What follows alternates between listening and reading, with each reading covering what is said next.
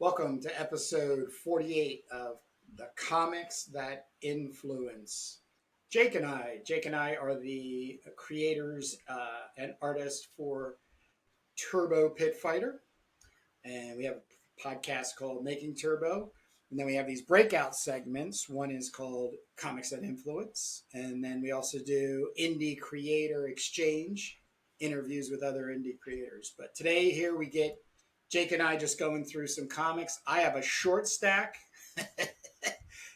and I do kind of just about short stack. And I think you just added a couple copies to your behind your vanity, right, Jake? Yeah, I have a mini stack. A mini stack. So I get to go first and show off what I got in this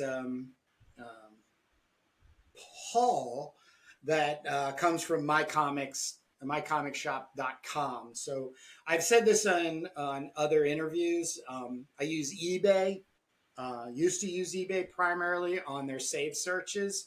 But now I'm actually starting to use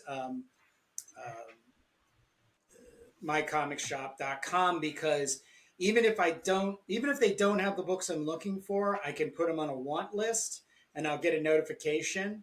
But all the comics I do want, I can then kind of put them in a little folder online in my account and then choose what I want once a month and then have them all shipped to me very cheaply, I might add. So I had 21 books that I finally pulled the trigger on because I had a little bit of birthday cash. These have been some ones long overdue. Some of them are going to be familiar to you, Jake, because they were books you reviewed, and I wanted a copy, but not only a copy, I wanted the whole little series, like issues 1, 2, and 3. Yeah, what does that set you? This What does that one, set you back, including shipping? That whole stack, is that your let's whole see, it was order? 107 bucks, I think. Okay, not bad. Yeah, 21 bucks. But yeah, so it's good in my mind because with the problem with eBay is unless I'm getting a lot of comics, I feel like I'm paying too much per comic for getting the the shipping is involved. Like those two Vanity comics I'm trying to buy right now for myself because I love Will Miniot's work, and I found them for like 10 bucks or something like that. And then I did a best offer for $5. And I think the shipping was $5.95. And of course they rejected it, but that's still a lot of money for two comics, like those two comics, which if I go to a dollar bin, I'll probably come across those two comics for $1. On mycomicshop.com, you could get those for $2 a piece, $2, $2.50 a piece. Not bad. What did you say? No, I think I was getting some. Okay, I think that's all right. I think I was. So anyhow, yeah, you're having a little buggy thing going on there with your mic, but we'll persevere. So this is Tim Simonton, and he's done a lot of covers. Airbrush guy. This is 94. Tim Simonton, this is a great. I'm so glad it's a one shot, so it's all inclusive story, which is about a housewife that ends up becoming an Amazon woman. So she then goes off into the Amazon universe, and She's set for is all sexy, and it's just great. But then, the O. Henry is she basically has to get back home to her husband and what? return to being Who wrote just that? a J.D. housewife. Vance. Yeah. So yeah, That's it's story and art by Tom Simonton. Yeah, I was looking for those. That looks great, and so that's just a one-off. Fantico. It is. There's two, and Fanico put it together, and it says one of two. Okay. I'm gonna get the next one for it. I think Dan Snoke reviewed this one or the other one. it's pretty exciting. Love the art, real clean, Yeah, real nice and graphic. popping out, The quality of it. So popping out totally, panels. Yeah. totally happy with. Yep, yep. Um, this is another book Dan Snook turned me on to from Rave Sensation. Um, Warriors, Acid Rain Studio, Three Tales of Blades and Bones. And this looks like Mark Panacea. And 19. Oh, where's the date? Good Lord, can't these people put a date in here? Everybody does their own type of indicia. Well, Lord, don't. I know this is an 80s book. Oh, here, no, 1991. okay. But power comic ish. Yeah. Power comic ish. Yeah. But, anything for me, sword and sorcery, I'm down. It did have a little bit, without being well rendered as Bad Axe, Yeah. but a similar kind of feeling to it. I haven't done a sit down yet on it, but I'm still very happy about it. Yeah. Very That's happy. cool. I like the shiny effects. The figures look a little stiff, and some of them are a Yeah, little sparse. Well, that's a good spread right there. Yeah, interesting. Really interesting. So, yeah. This one ended up being he ended up getting Zipatone in there. yeah, that would be good to This follow up and backup see what story. else that artist did. Yep, yep. Definitely gonna put him on the list. Queer Um, ass. Corey Rat. I think it's Corias, like I think it's the plate you would wear, Well, the armor queer ass, of plating. course, is a But what? it's a weapon, right? Get your queer ass out of here. Um, Maybe. yeah. So that's an interesting style. Reminds me a little bit of what's his name, John Yeah, Howard. love it. Who's the Yeah, artist? love it. It is John H. Marshall. Now this is a Harrier book. And when you had gone through your stack, I think our last episode, you had a bunch of Harrier books, and I just started tracking them down, like just what else was out there, Yeah. and so I ended up getting a bunch of them. So the same ones that you have, but thoroughly impressive. Kind of reminiscent of Roel, who did Seventh System. So I like the feeling. I like the flow. Maybe a little too talky, but when it throws in action and breaking up, like stuff like that is like you got to give them applause for it.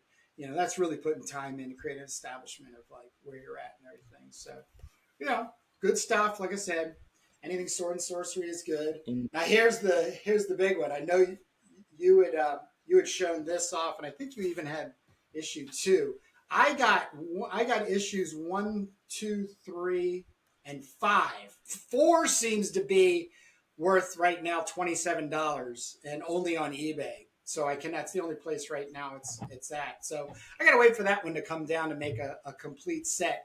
But this was the book that had kind of like an Eric Stanton type of feel to it, like some sort of like well, yeah, bondage and there was master and servant some and light S but and M, once again, like the style a B and lot. D. Yeah, I love the style of it. Yeah, story of O.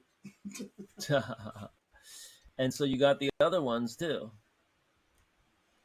Yeah, I haven't well, I have gone into these and everything, but just like it, Cuirass is one of the other books, and I think there's a Cuirass. No, there's something else there. We'll see that later. But really well held together Oh, story. look at those! Look at that hair. The consistency of it. Charles Burns Yeah, was really influencing everybody at this point. right there. You know it. So Right. good stuff. I can't wait to get the 4th issue Lots of for cheaper dungeons. than $27. Yeah, that's what I'm saying. It's interesting. It's interesting. One of the places that I want to take Crom the Barbarian storyline into is like the idea of living in a medieval city and all of the you know the ins and out of living in a city, just like Rome on HBO, Yeah. which is one of my favorite right. television shows, because it's really all about how the Romans lived inside, Yeah, a city, Rome. yep. The But condition, the you're a soldier. technology. Yeah, Yeah. it's really great, really great. So So, that's interesting. Yeah. Now this says adults and only then I on it. So Yeah, so this one I can't crack. I can't crack open, but I didn't realize it. I don't even know. It was a suggestion. It's a two book for one, huh. so it's two stories. Yeah. It is very decent in not only adult isms, but also art. The art is really nice That in looks a there. little So, later. but there's no page. But it's not. But see, this is not the same Is Barbarine. that It's not the 2000? same Barbarine. It looks a little later. Is that the 2000? This 91, Oh, 90. 91, What? That's 91? 91. Yeah, Bora? yeah, Okay. yeah, 91. Yeah, that's what it says. 91. Right. Bora the Yep, 91. Barbarian. Barbarian. So yeah. Barbarian. So yeah, And what so that's kind of fun. and how like dirty is that when you crack it open? Is it like super super bad or It dirty. oh super super, yeah? It dirty. Okay. Yeah, it's kind of, remember when what is it? Adam Hughes did that Hurricane comic strip in Penthouse Comics. Uh-huh. Do you remember that? Right. This one's very influenced by that, but also I think Penthouse Comics comes way later, Yeah. so it's kind of interesting. Like, I don't know if there was something there. So it's basically superheroes having That's sex, the and then this is about a barbarian chick having sex with, you know, other barbarians. That type of thing. So, right. um, but good old fashioned boy time fun. You would hope to find in your comic book haul. You know what I mean? So, um, but this is a shout out to Matt King in a thank you very much, sir. Now I've got to track down all the Warlock fives, because on his Instagram feed he shows just these panels like 700 times a day. And those comics, a lot of times I'm like, what the hell is that? And he'll just put Warlock 5 issue 6 on there. And then I'll go looking online, and then the next thing you know it. So he said, because I'd asked him, there is an omnibus that collects all 15 or 17 Warlock 5 issues. And there's 2 extra issues in that omnibus. But he says when you get the originals, the comics, he goes, the yellowing of the page, it's not losing all of the sort of like nuancy imperfections that really make it a great comic. But man, when you want to talk about my wheelhouse when it comes to inking, this guy is so Yeah. close. And I remember getting this book back in the day. I collected Warlock 5s. So what's the name of the Love artist? it. I just It's love it. so this is the air It's that Denny Beavis. Balvo, yeah. BVS. I have a couple Warlock Bouvis. fives. Bouvis. Yeah, and Yeah, no, you've that gone looks through them. great. That looks amazing. Oh, this is great. Look at that. This is also one of the reasons I'm making it.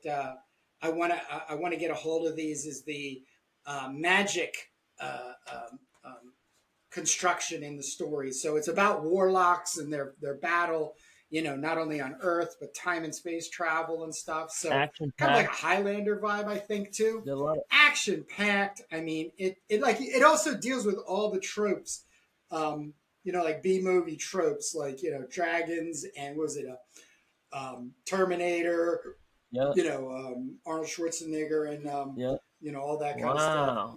Excalibur. So really, really, really excited to start tracking all of these down. And I'm actually working now because I'm going to where is it? Well, we're doing SPX. I'm doing SPX with Dan Snook on September 14th. But yeah, I want to start going out to some shows that I know that I can get some dollar bin digging. So I'm going to have a nice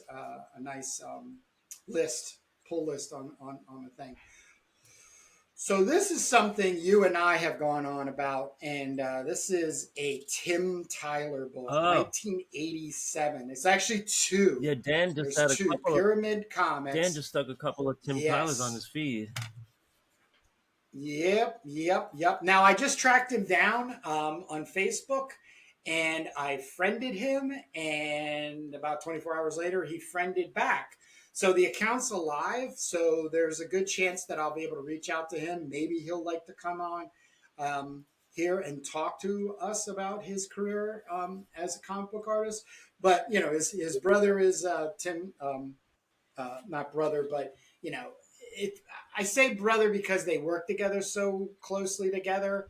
But there's that Tim Vigil feeling Yeah, and influence there. But Tim Tyler as an anchor alone is just hands down like you gotta pick his shit up when you see a Tim Tyler great book. body of work. I would always grab anything with his name on it. Yeah, Mm-hmm, the Rebel mm-hmm. Studios stuff, right?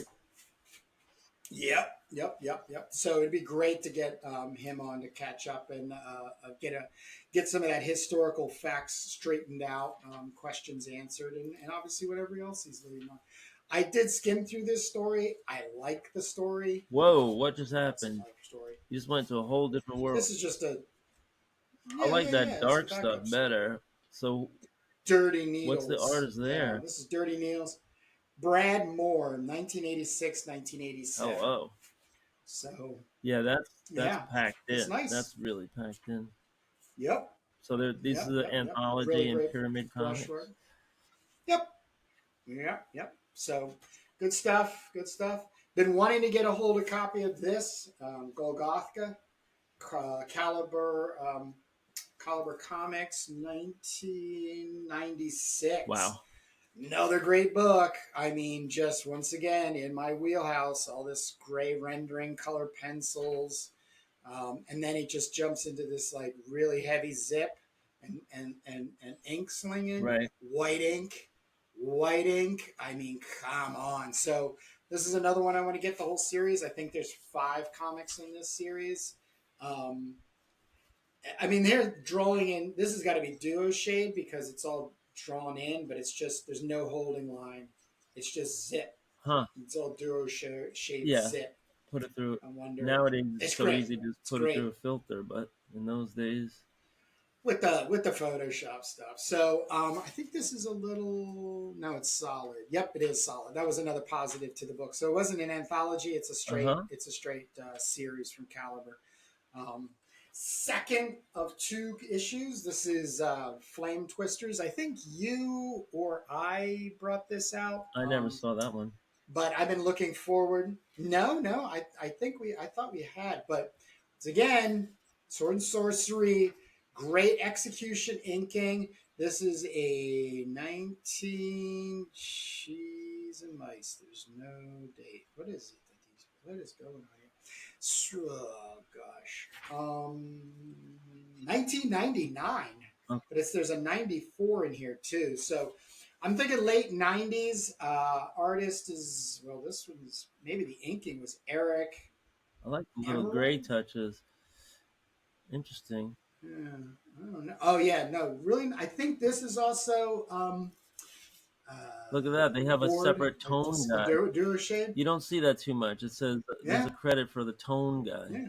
Oh yeah, tones. Yeah. Maybe because they did the pencil inking in a duotone sheet, and then this individual Kowalik, Kowalczyk, Kowalik. I think. I can't.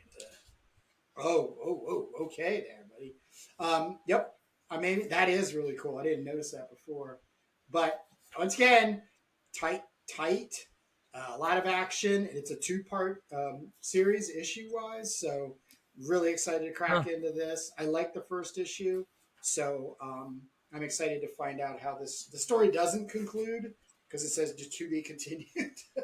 It doesn't to be continued. Oh no, it does. Here it is. There's a It weird says similarity with a lot of these comics. You know, the look of it and the flow of it, and oh, yeah, it is to be continued, look at- but it doesn't to be continued. So, but good stuff. Yeah, I mean, just and what's the really name of good that stuff. artist? A little bit of Tim Vigil. Yeah, I see the Once again, it's not. It says Eric Enervold, right. 1995. But once again, here he is, Eric Enervold, but he's pencils and lettering. Then there's ink by Chuck Huh. Molly, and then tones by Mike. You say the last Team name, effort. Jake. His protagonist looks a lot like Right. Law Dog to me, but I think Law Dog was, Hmm. it might have been around that time. Interesting. Right. Yeah. Right. Right. Right. Right. So that's that.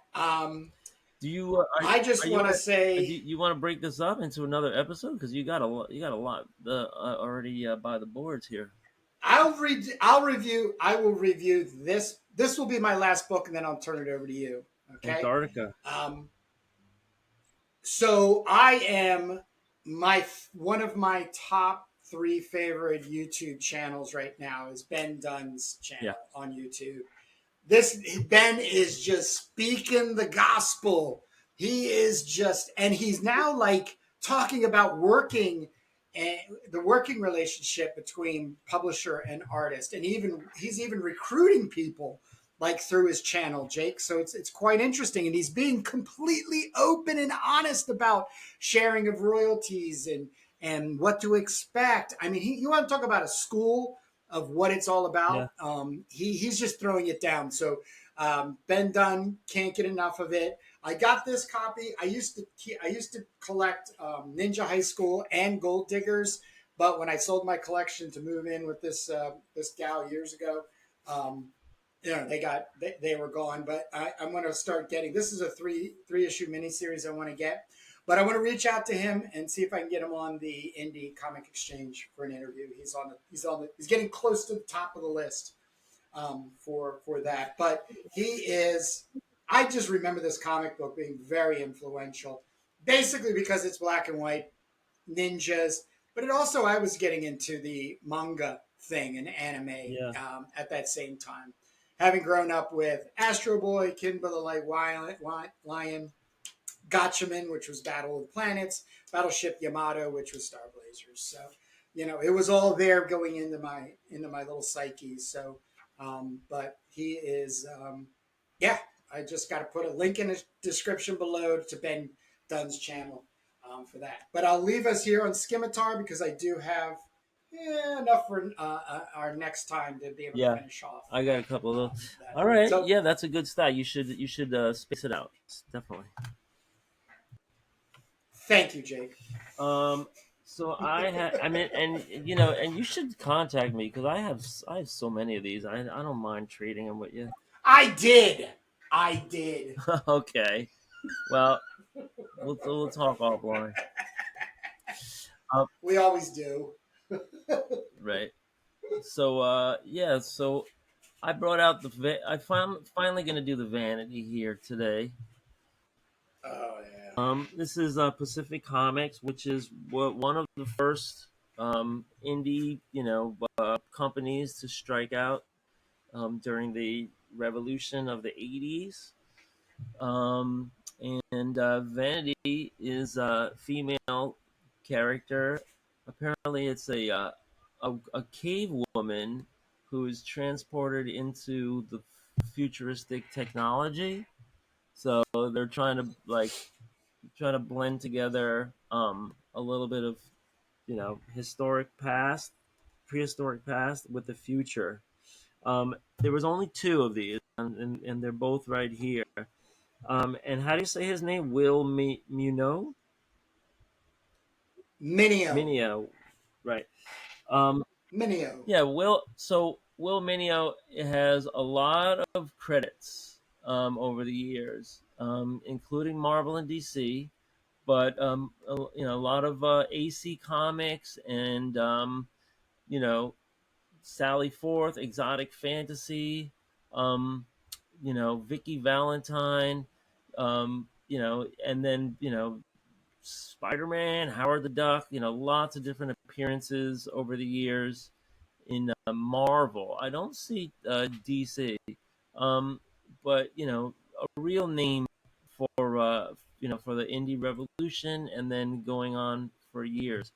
Vanity is an attractive bikini babe with these tall boots.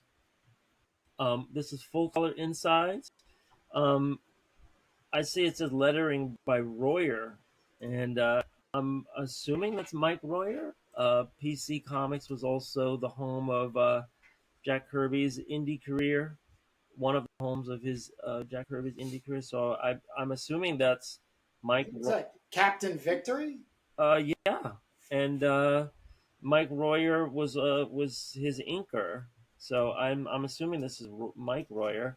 Coloring is Joe Mineo, so maybe that's his either his wife or his sister or his mother. um, so yeah, this is 1984. So this is like the golden era, but this is not black and white insides. And here you can see what the art looks like. Um, I don't know if the color really adds too much, to be honest. You're seeing some primaries here, some red, yellow, and blue. There's some green here with these lizard characters, but basically it's Captain's log. Our new homeland is in sight. Artificial projectile coming in. Collision imminent. Oh no! It hit the main gyro stabilizer.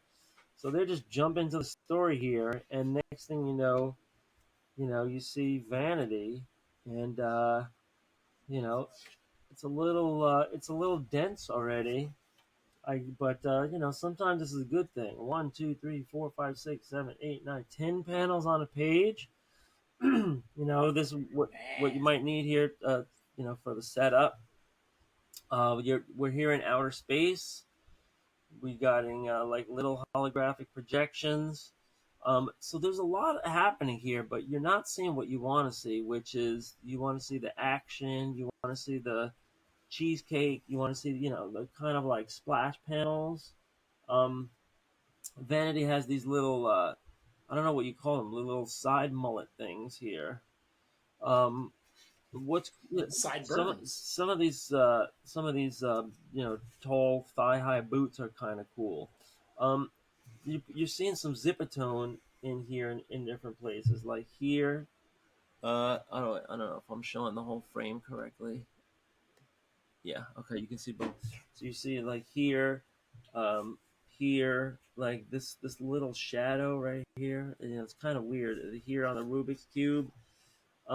Now we're getting into a little bit of some splash panels, and I think he should have started off with this maybe.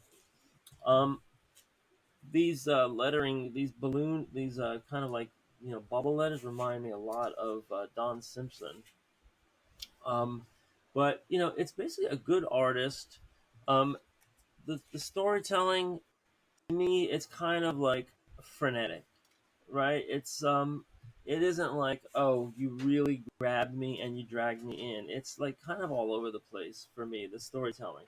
But great art, like very kind of like facile and very, utilitarian art, right? You don't see too many like awkward examples of anatomy. There's some nice feathering here for the hair and the leather and stuff. Um, but they're really cutting up these panels, small. Um, it's kind of heavy on the text and the dialogue.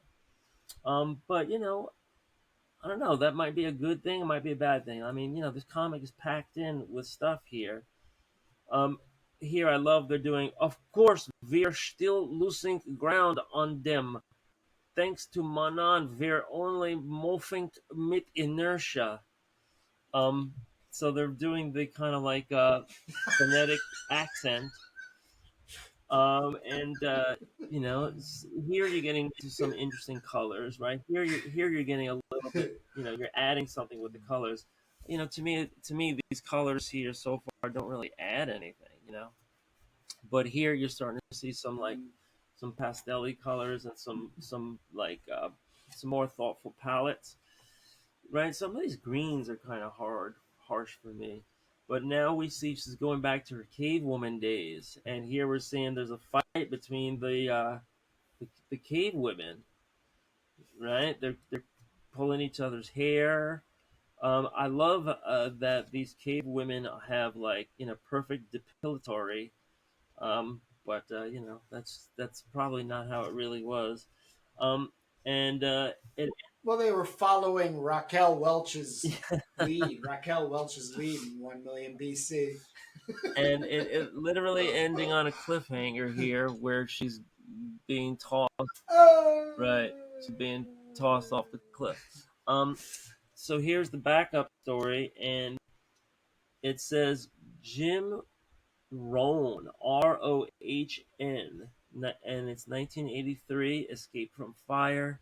Looks like a caveman tale, Hmm. um, or some early primitive tribe thing. You got hyenas here. I don't know if some of these color, like the cutting of the film on of the color plates, was really that neat. Some of this is a little, muddy and washy. But I don't know. There's like some kind of Tarzan guy, some kind of savage guy. So here's your backup story, and whoa, he gets it Oh. right in the chest with a spear, and that's it. But now it's transitioning to the city, and he's tumbling off of a building. So I guess there's some kind of like weird duality going on, right? Twilight Zone ending. Here's a space age backup story by Bjorn Ausland. And this looks like it's a complete ripoff of Vaughn Baudet's Sun Pot, but I don't know. Maybe if you look at the dates, this artist looks familiar. It's Bjorn Ausland. Seems like I've seen this artist before, or maybe it's Heavy metal. I don't know if it's heavy metal. Bjorn. But yeah, so there's this, combination of aliens and machinery and spaceships. It's only what 4 or 5 pages here, so that's the backup. So that's Vanity One. Let's scoot through to Vanity Two. This was the last issue, so I guess it didn't really take off as a series with legs. Here she is riding a dinosaur, and this is a change of the paper stock. See, this is like uncoated stock, and now we're getting into a shiny color stock here. So I don't know if the reflection is going to be bad, but I like the coated paper better. Um, Here you're kind of getting some pinup style poses, right? And this is kind of like a continuation of when she got thrown off the cliff. You got your pterodactyls here. She's falling into a bed of lilacs, and I guess she didn't break anything, so that's nice. Um, Seems here that she was falling quite a distance. She's up in the sky, like a skydiver, and just lands poof. So there's a little bit of suspending disbelief. Um, it isn't too long before there's a giant explosion and it looks like a spacecraft.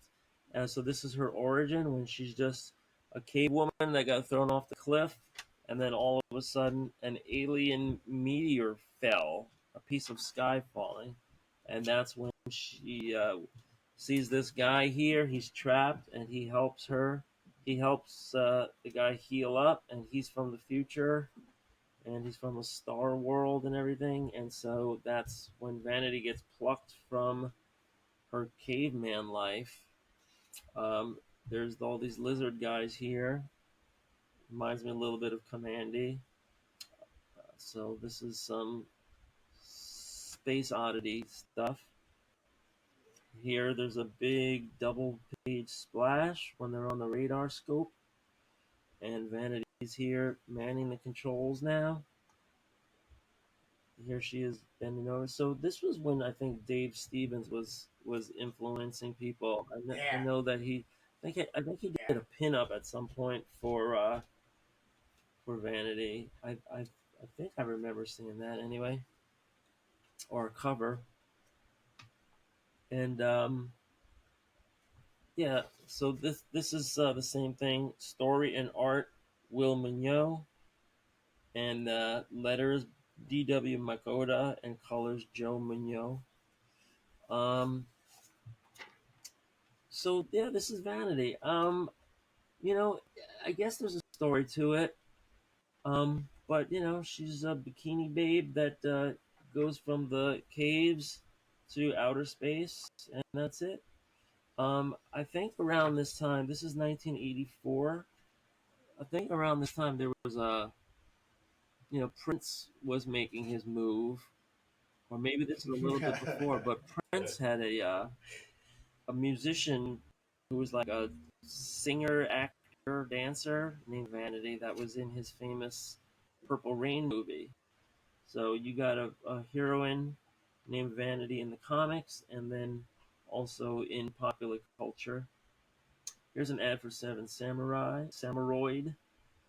Um, and then we're in the backup story, Avalone, created by Dave Ross. So this is Dave Ross pictures and colors, Dan Adkins on inks, and the writer is David Campiti, who is a name that we've heard.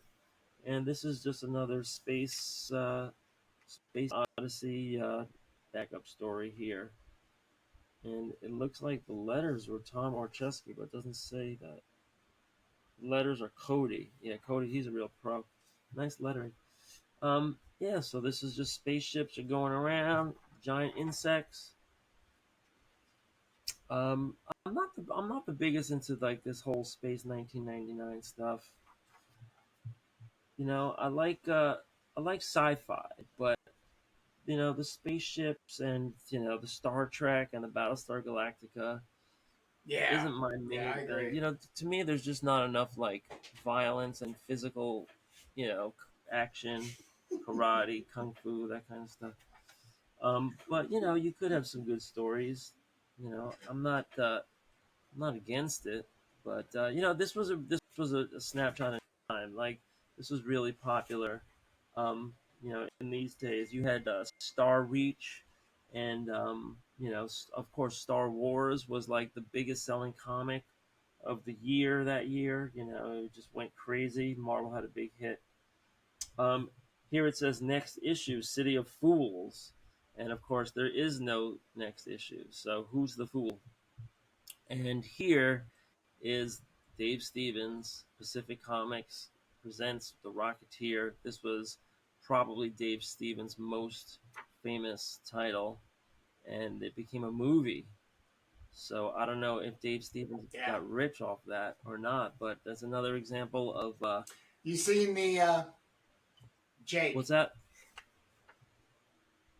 So have you seen the documentary on him? I think it's on Amazon. Of Dave Stevens? I'm pretty sure it's on Oh no, I Amazon. gotta watch that. Oh, it's so Yeah, good. It's so does it good. tell? I'm not even going to answer the question because you gotta see it. It's good. It's He was good. just such a Yeah. smooth artist and like flawless anatomy. I put him kind of in the same bucket as Michael Golden in a way because they had like just a great like flow and Yeah. style. But I think Stevens is a little better than Michael Golden. I love Michael Golden, but Michael Golden went to Marvel and he sold out to the man. So Dave Stevens pretty much stayed independent. Um, this one I flashed by in a stack where I just did covers, but interesting. Enchanted Worlds, Blackmore Publishing, kind of a sparse cover. The guy's got the horn broken off. It reminds you of what's his name? Something Boy, Devil Boy. What's the demon thing that they made the movie out of? Hellboy. Hellboy, yeah, where they're breaking off the horns. But look inside. So this is interesting art inside. Really good Wow. brushwork. Um, Wow. the the letters I would give a low grade to because they're using the tech Yeah. font and they're using really large size. Doesn't have to be this big. It's perfectly readable if you would have went to like 75% of this, and the spacing in between is taking up a lot of space too. So I'm sure they just like printed this out with a laser printer and then they cut and paste up. But to me, it just hurts the art. Great art, nice holding lines here, great shading and feathering and hatching. Really nice, really nice. It looks like just very handy brushwork here. The art is by Jeff Austin, No, this is the first story. It's the art by Mike Vukovic and story by Dan DeBono, letters by Austin and DeBono, and then there's a backup story with the art is by Jeff Austin. But Dan DeBono is the writer here. So this is Enchanted Worlds #1. To me, they blew it on the cover because if the art is this good on the inside, what are you doing with a cover Yeah, that's sparse and it looks like yeah. the cover's done by Jeff? Looks like kind of an afterthought. This title graphic could be better, but I'm a little picky when it comes to typography.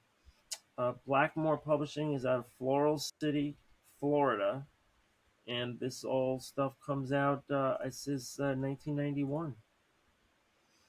So yeah, let's just kind of like run through here. I love this. I love this panel here. It's like got some action, and you got like some backgrounds, and you got some other stuff It's looking great stuff. like a tableau. Great stuff. Really nice the way that the hatching is wrapping around and giving you this kind of like real motion.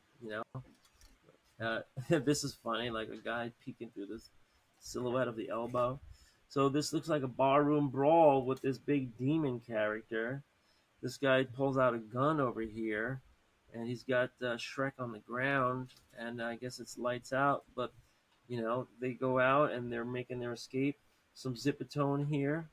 Again, the Tecton font is distracting me constantly. Now they're here at the table here, and there's looks like the Red Wedding is happening, and there's some Knights of the Round Table and some wizard-looking guys. Now they're in a cave. Um, they're pulling the wagon wheels here. Man, that's really good. Yeah, nice That is stuff. I really wonder good. what became of these people. Like, so this is art by I'm gonna find out. Mike Vukovic. What becomes of these guys? This is what we should do. Like when I'm running through this, you should be looking up Mike Vukovic and seeing if these people are around. I mean, wouldn't it be great to just like start following these guys on social media, see what they're up to? Look at this. Look at this art, Mike Vukovic. Well, most of the time when I hunt somebody down, they're no longer they're no longer active. Yeah, they're going corporate. They're That's paying their just bills. Maybe had a few kids. well, yeah. Yeah. I mean, it depends how old they were. Maybe they're at the end of the line. Maybe they're just starting out. Comics, it's not a sustainable career for the majority of us. We do other things. Oh, well, here you go. Dan DeBono. He's listed as an American writer and novelist. Okay. So he is still active. It looks like from '92 to '95, he wrote 200 travel features. I don't understand.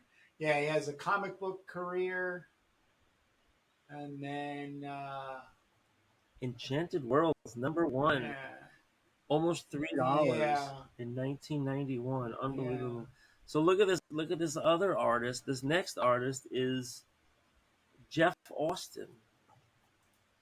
And this is him right here. Oh, so Wow. Jeff did this cover, Jeez. and we got the text on font. And look at this. Could it be getting any bigger? They're just making the wording, the lettering so huge. So this guy's just making his way in the forest, deep in the forest, on an enchanted world. A scorned lover makes a desperate attempt at reconciliation, and he's screaming out the name Mary. All of a sudden, a knife hits the tree that he's next to. So interesting art here. You got the black and the white. This is before Sin City. Oh, in '91. No, Wow. this is all influenced by Sin City. But I like the art. I like this guy's art. I hope he branches out in the pages to come.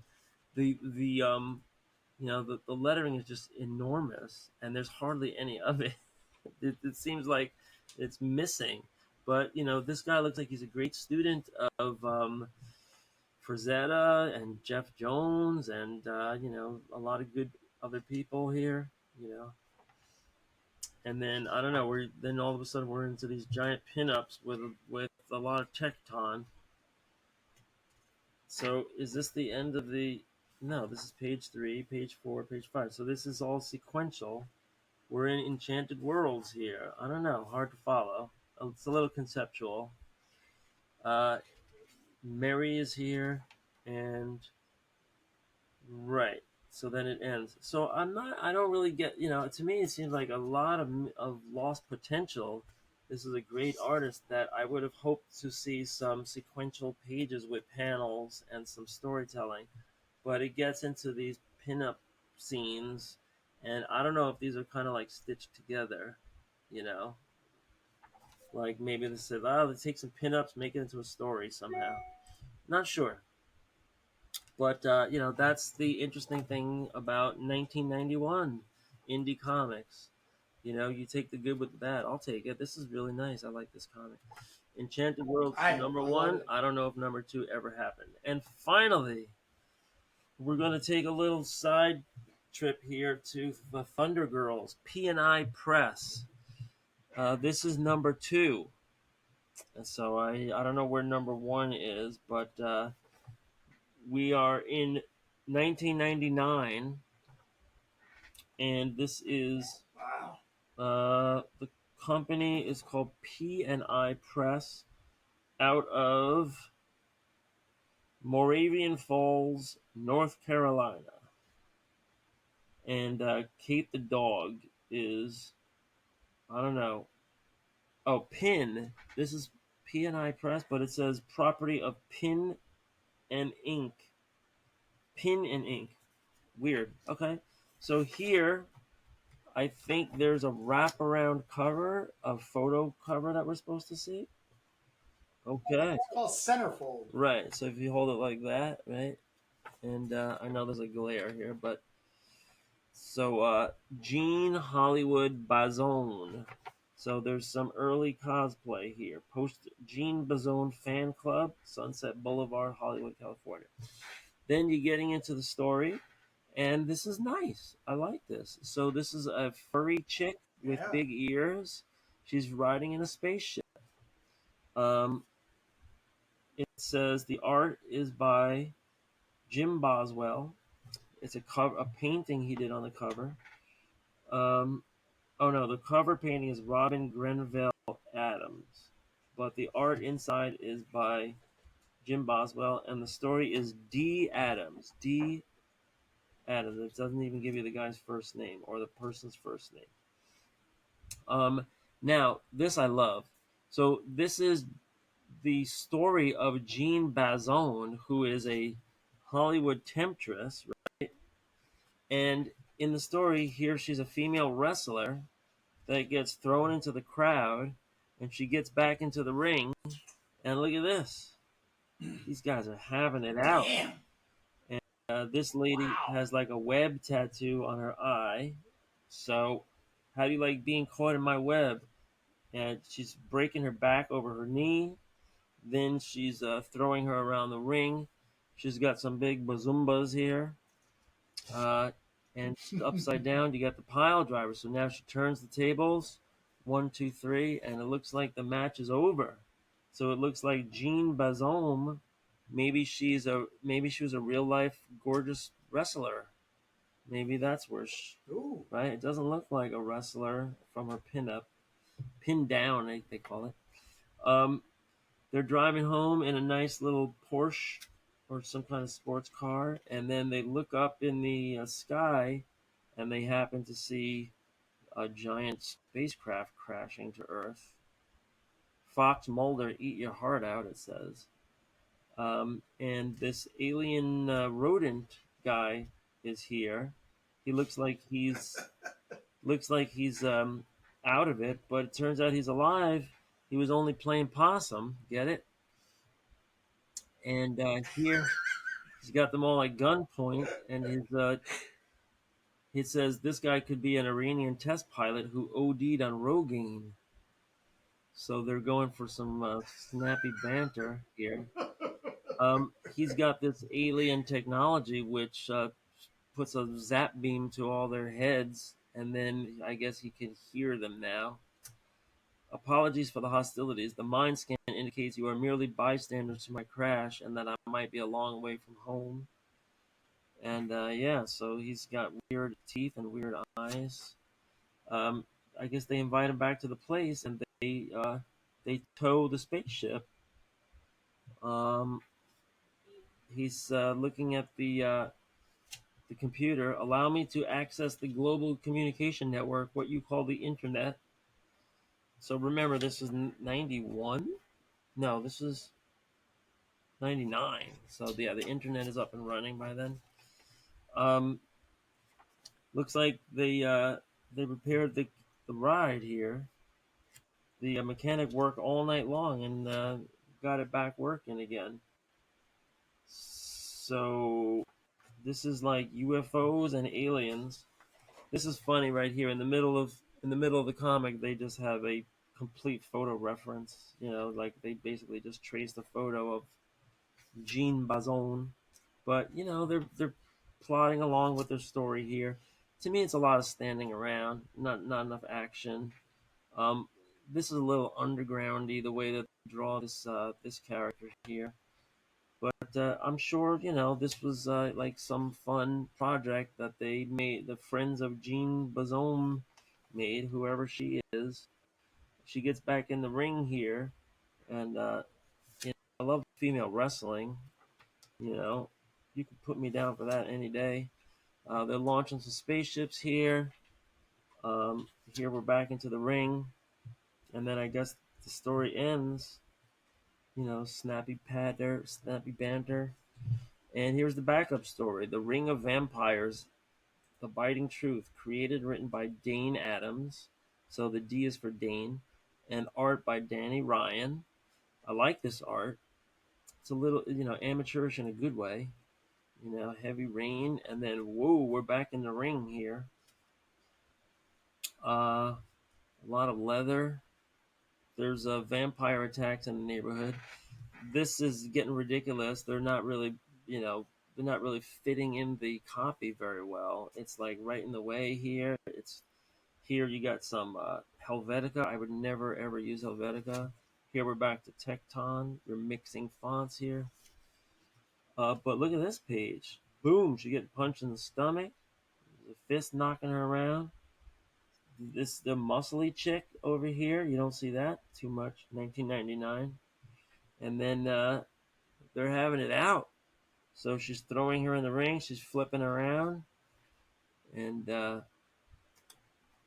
look at this, more action. She takes one to the stomach. She's doubled That's over. great, though. Some cat fighting happening here.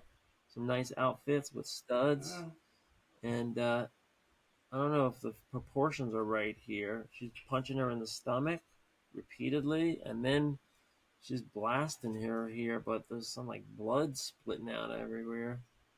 Do not touch me, young one. Ugh. She's got a contusion on her face.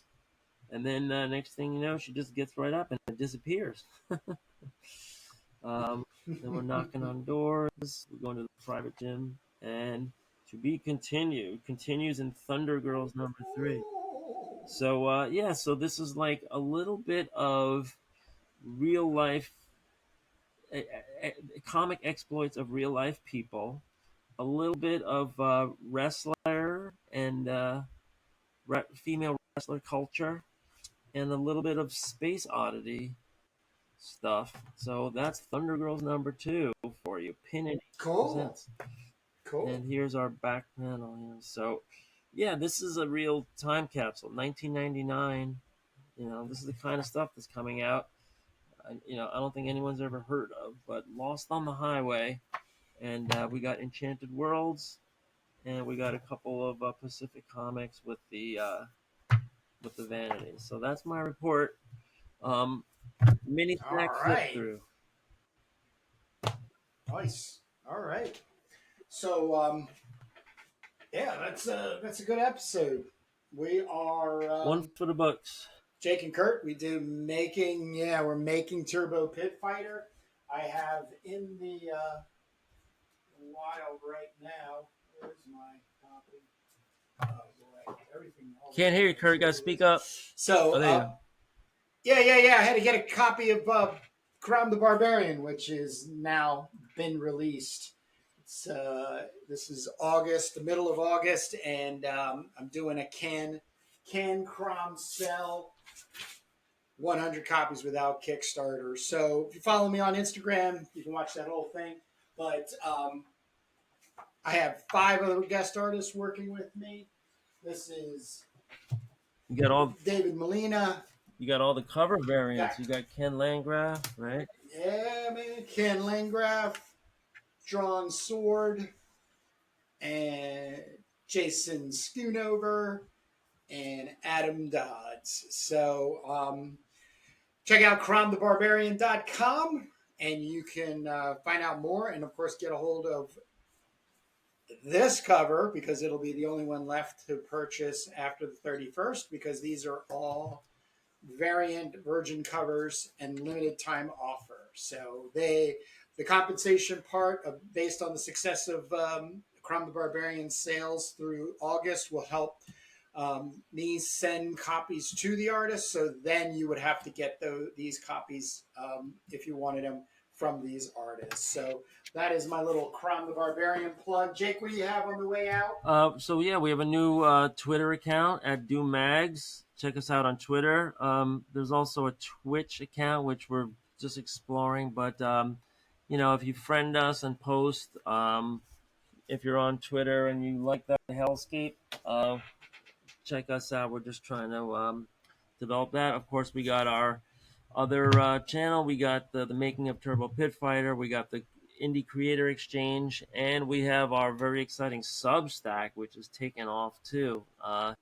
If you like sci-fi writing, you can get some free writing in your inbox with some illustrations, and you could follow the action as we develop the incredible world of Turbo Pit Fighter year by year, decade by decade, going through the 2100s into the 2200s. And folks, got to start thinking about this because this stuff is happening for real. So check out the end of the world timeline on the Substack at Doom Mags. That's it, and hope to see you guys again.